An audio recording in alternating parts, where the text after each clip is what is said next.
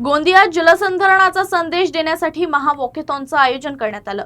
पाणी अडवा पाणी जिरवा या संदेश देत जयस्तंभ चौकातून सुरू झालेली रॅली 3 किलोमीटरचा पायी प्रवास करून शिवधाम इथं पोहोचली।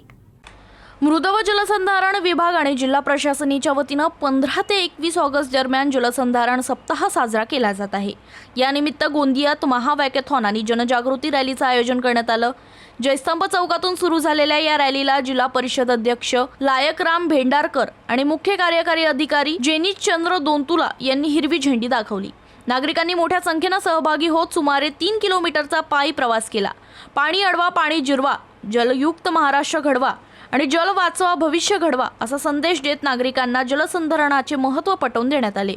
यावेळी सहभागींचा सत्कार करण्यात आला। तसंच जलसंधारणाबाबत जनजागृती करण्यासाठी रील स्पर्धेचंही आयोजन करण्यात आलं।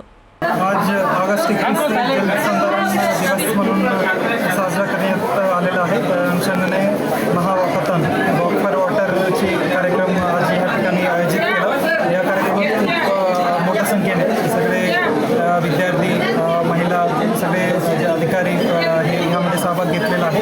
या कार्यक्रमाचा मेन महत्त्वाचा उद्देश जल संरक्षण याच्या संदर्भात जनजागृती करणे हे एक दिवसाचा कार्यक्रम नसून म्हणजे पूर्ण वर्षभरात